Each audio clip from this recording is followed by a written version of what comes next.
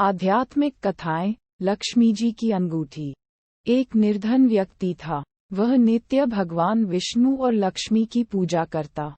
एक बार दीपावली के दिन भगवती लक्ष्मी की श्रद्धा भक्ति से पूजा अर्चना की। कहते हैं, उसकी आराधना से लक्ष्मी प्रसन्न हुई। वह उसके सामने प्रकट हुई और उसे एक अंगूठी भेंट देकर अदृश्य हो गई। अंगूठी सामान्य नहीं थी। उसे पहनकर जैसे ही अगले दिन उसने धन पाने की कामना की, उसके सामने धन का ढेर लग गया।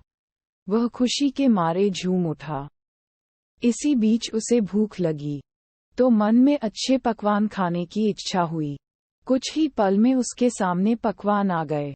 अंगूठी का चमत्कार मालूम पड़ते ही उसने अपने लिए आलीशान बंगला, नौकर चाकर आदि तमाम सुविधाएं प्राप्त कर लीं। वह भगवती लक्ष्मी की कृपा से प्राप्त उस अंगूठी के कारण सुख से रहने लगा। अब उसे किसी प्रकार का कोई दुख, कष्ट या चिंता नहीं थी। नगर में उसका बहुत नाम हो गया। एक दिन उस नगर में जोरदार तूफान के साथ बारिश होने लगी। कई निर्धन लोगों के मकानों के छप्पर उड़ गए।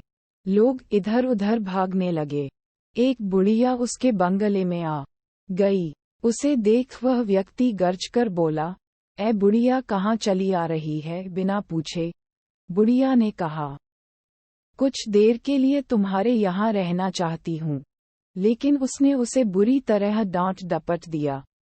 उस बुढ़िया ने कहा, "मेरा कोई आसरा नहीं है। इतनी तेज बारिश में कहाँ जाऊंगी? थोड़ी देर की ही तो बात है।" लेकिन उसकी किसी भी बात का असर उस व्यक्ति पर नहीं पड़ा। जैसे ही सेवकों ने उसे द्वार से बाहर किया, वैसे ही जोरदार बिजली कौंधी। देखते ही देखते उस व्यक्ति का मकान जलकर खाक हो गया। उसके हाथों की अंगूठी भी गायब हो गई। सारा वैभव पल भर में राख के ढेर में बदल गया। उसने आंख खोलकर जब देखा, तो सामने लक्ष्मी जी थीं, जो बुढ़िया कुछ देर पहले उसके सामने दीनहीन होकर गिड़गिड़ा रही थीं। वही अब लक्ष्मी जी के रूप में उसके सामने मंद मंद मुस्कुरा रही थीं। वह समझ गया उसने बुढ़िया को नहीं, साक्षात लक्ष्मी जी को घर से निकाल दिया था। वह भगवती के चरणों में गिर पड़ा। देवी बोली, "तुम इस योग्य नहीं हो।